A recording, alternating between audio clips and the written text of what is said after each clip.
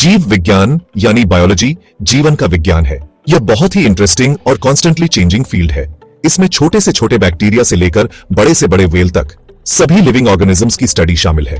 10वीं कक्षा के जीव विज्ञान में हम पृथ्वी पर जीवन को गवर्न करने वाले बेसिक प्रिंसिपल्स को एक्सप्लोर करने के लिए एक जर्नी पर निकलते हैं। यह जर्नी हमें सेल्स के इंट्रिकेट वर्किंग्स, ऑर्गेनिजम्स की अमेजिंग डिवर्सिटी और इकोसिस्टम्स में जीवन को सस्टेन करने वाले डेलिकेट बैलेंस के बारे में डीपली ले जाएगी। बायोलॉजी को समझना न केवल एकेडमिक सक्सेस के लिए बल्कि हमारी दुनिया की कॉम्प्लेक्सिटीज को नेविगेट करने के लिए भी इंपॉर्टेंट है। यह हमें अपने हेल्थ, एनवायरनमेंट और हमारे प्लैनेट के फ्यूचर के बारे में इन्फॉर्म्ड डिसीजंस लेने के लिए नॉलेज से इक्विप करता है। बायोलॉजिकल कॉन्सेप्ट्स की एक्सप्लोरेशन के थ्रू हम सभी लिविंग थिंग्स के इंटरकनेक्टेडनेस और वेब ऑफ लाइफ को प्रिजर्व करने में अपनी रोल के लिए एक डीपर अप्रिशिएशन गेन करते हैं। 10वीं कक्षा का बायोलॉजी सिलेबस इस फील्ड में फर्दर स्टडीज के लिए एक स्ट्रॉन्ग फाउंडेशन बनाने के लिए डिजाइन किया गया है। यह कई सारे टॉपिक्स को कवर करता है जो लाइफ की कॉम्प्लेक्सिटीज को समझने के लिए इंपॉर्टेंट है। सबसे छोटे सेल से लेकर वास्ट बायोस्फीयर तक हम उन प्रोसेसेस के बारे में जानेंगे जो जीवन को पॉसिबल बनाते हैं और आगे आने वाले चैलेंजेस को एक्सप्लोर करेंगे। यह ऐसे एक गाइड का काम करेगा जो 10वीं कक्षा के बायोलॉजी सिलेबस में कवर किए गए की कॉन्सेप्ट्स का डिटेल्ड ओवरव्यू प्रोवाइड करेगा। हर सेक्शन एक स्पेसिफिक टॉपिक पर ध्यान देगा, समझने में हेल्प के लिए क्लियर एक्सप्लेनेशंस और रेलेवेंट एग्जांपल्स ऑफर करेगा। आइए डिस्कवरी के इस एक्साइटिंग जर्नी में हमारे साथ जुड़ें और लिविंग वर्ल्ड के सीक्रेट्स को अनलॉक करें। हमारा प्लैनेट लाइफ फॉर्म्स की एक एस्टोनिशिंग अरे से भरा हुआ है। हर एक अपने एनवायरनमेंट के हिसाब से यूनिकली अडेप्टेड है। माइक्रोस्कोपिक बैक्टीरिया से लेकर टावरिंग ट्रीज तक और सिंगल सेल्ड अमीबा से लेकर कॉम्प्लेक्स ह्यूमन बीइंग्स तक, ये इनक्रेडिबल डाइवर्सिटी एवोल्यूशन की पावर का प्रमाण है। इस डाइवर्सिटी को समझना पृथ्वी पर जीवन की कॉम्प्लेक्सिटी और इंटरकनेक्टेडनेस को अप्रिशिएट करने के लिए फंडामेंटल है।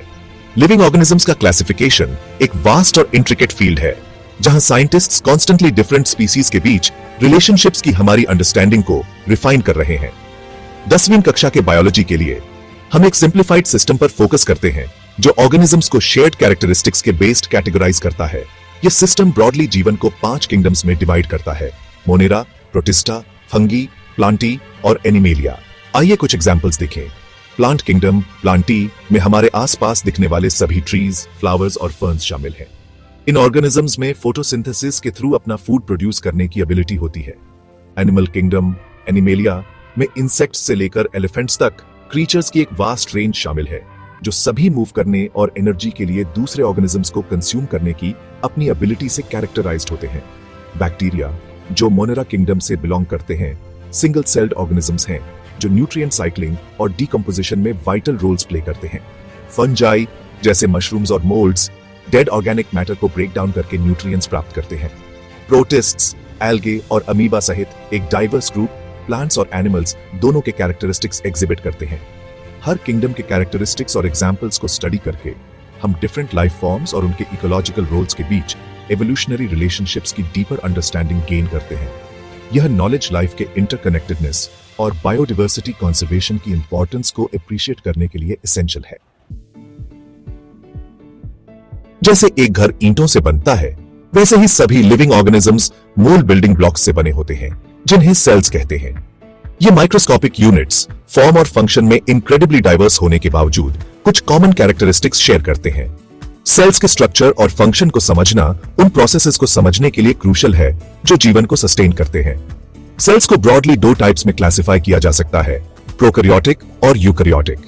प्रोकैरियोटिक सेल्स जो बैक्टीरिया और आर्किया में पाए जाते हैं, स्ट्रक्चर में सिंपलर होते हैं, जिनमें ट्रू न्यूक्लियस और मेम्ब्रेन बाउंड ऑर्गेनेल्स नहीं होते हैं। दूसरी तरफ यूकैरियोटिक सेल्स ज्यादा कॉम्प्लेक्स होते हैं और प्लांट्स, एनिमल्स, फंजाई और प्रोटिस्ट्स में पाए जाते हैं। इनमें एक ट्रू न्यूक्लियस होता है जिसमें जेनेटिक मटेरियल होता है और कई तरह के मेम्ब्रेन बाउंड ऑर्गेनेल्स होते हैं, हर एक स्पेसिफिक फंक्शन के लिए स्पेशलाइज्ड। आइए एक टिपिकल यूकैरियोटिक सेल के अंदर पाए जाने वाले कुछ की ऑर्गेनेल्स के बारे में जानें। न्यूक्लियस, जिसे अक्सर सेल का कंट्रोल सेंटर कहा जाता है, इसमें डीएनए होता है जो जीवन का जेनेटिक ब्लूप्रिंट है। रिबोसोम्स छोटे प्रोटीन फैक्ट्रीज जेनेटिक कोड को प्रोटीन्स में ट्रांसलेट करते हैं जो सेल के वर्क हॉर्सेस हैं। माइटोकॉन्ड्रिया सेल के पावर हाउसेस सेल्यूलर रेस्पिरेशन के थ्रू एनर्जी जनरेट करते हैं। प्लांट सेल्स में एडिशनल ऑर्गेनेल्स होते हैं जैसे क्लोरोप्लास्ट्स, जो फोटोसिंथेसिस के लिए रिस्पॉन्सिबल होते हैं, जो सनलाइट को केमिकल एनर्जी में कन्वर्ट करने का प्रोसेस है। सेल वॉल, सेल मेम्ब्रेन के सराउंडिंग एक रिजिड स्ट्रक्चर प्लांट सेल्स को स्ट्रक्चरल सपोर्ट और प्रोटेक्शन प्रोवाइड करती है। इन सेल्यूलर कंपोनेंट्स के स्ट्रक्चर और फंक्शन को समझकर हम लाइफ के इंट्रिकेट वर्किंग्स की उसके मोस्ट बेसिक लेवल पर इनसाइट गेन करते हैं। एनर्जी प्रोडक्शन से लेकर प्रोटीन सिंथेसिस और जेनेटिक इनहेरिटेंस तक सभी लाइफ प्रोसेसेस अल्टीमेटली सेल के कन्फाइंस के अंदर ऑर्केस्ट्रेट होते हैं। सेक्शन 4, पोषण, जीवन की मशीनरी को ईंधन देना। सभी लिविंग ऑर्गेनिजम्स को ग्रो करने, टिश्यूज की रिपेयर करने और एसेंशियल लाइफ प्रोसेसेस को कैरी आउट करने के लिए एनर्जी और बिल्डिंग ब्लॉक्स की कांस्टेंट सप्लाई की जरूरत होती है। यह वाइटल नीड पोषण के थ्रू पूरी होती है, जो एनवायरनमेंट से न्यूट्रिएंट्स को अक्वायर और यूटिलाइज करने का प्रोसेस है। अलग अलग ऑर्गेनिजम्स इन एसेंशियल न्यूट्रिएंट्स को ऑब्टेन और प्रोसेस करने के लिए डाइवर्स स्ट्रैटेजीज एम्प्लॉय करते हैं। प्लांट्स ऑटोट्रॉप्स होने के नाते फोटोसिंथेसिस के थ्रू अपना फूड सिंथेसाइज करने की रिमार्केबल एबिलिटी रखते हैं। यह प्रोसेस क्लोरोप्लास्ट के अंदर होता है और सनलाइट, वाटर और कार्बन डाइऑक्साइड का यूज करके ग्लूकोज प्रोड्यूस करता है, एक शुगर जो एनर्जी के प्राइमरी सोर्स का काम करता है। फोटोसिंथेसिस का बाई प्रोडक्ट ऑक्सीजन एटमॉस्फेयर में रिलीज होता है, जो सभी एरोबिक लाइफ फॉर्म्स को सस्टेन करता है। दूसरी तरफ एनिमल्स हेटेरोट्रोप्स होते हैं, यानी वे दूसरे ऑर्गेनिजम्स को कंज्यूम करके न्यूट्रिएंट्स प्राप्त करते हैं। ह्यूमन डाइजेस्टिव सिस्टम फूड को छोटे मॉलिक्यूल्स में ब्रेक डाउन करने के लिए एक कॉम्प्लेक्स और एफिशिएंट सिस्टम है, जिन्हें बॉडी अब्सॉर्ब और यूटिलाइज कर सकता है। डाइजेस्टिव प्रोसेस माउथ में शुरू होता है, जहां टीथ मैकेनिकली फूड को ब्रेक डाउन करते हैं और सैलिवा केमिकल डाइजेशन शुरू करती है। फिर फूड एसोफेगस से होते हुए स्टमक में जाता है, जहां गैस्ट्रिक जूसेस प्रोटीन्स को फर्दर ब्रेक डाउन करते हैं। स्मॉल इंटेस्टाइन में ज्यादातर न्यूट्रिएंट अब्सॉर्प्शन होती है, जिसमें पैंक्रियास के एंजाइम्स और लिवर के बाइल हेल्प करते हैं। लार्ज इंटेस्टाइन पानी अब्सॉर्ब करता है और फीसीज बनाता है, जो बॉडी से एलिमिनेट हो जाता है। न्यूट्रिशन के डिफरेंट मोड्स और इन्वॉल्व डाइजेस्टिव प्रोसेसेस को समझना इकोसिस्टम्स के थ्रू एनर्जी के फ्लो को अप्रिशिएट करने और अपने हेल्थ और वेल बीइंग को मेंटेन करने के लिए क्रूशियल है।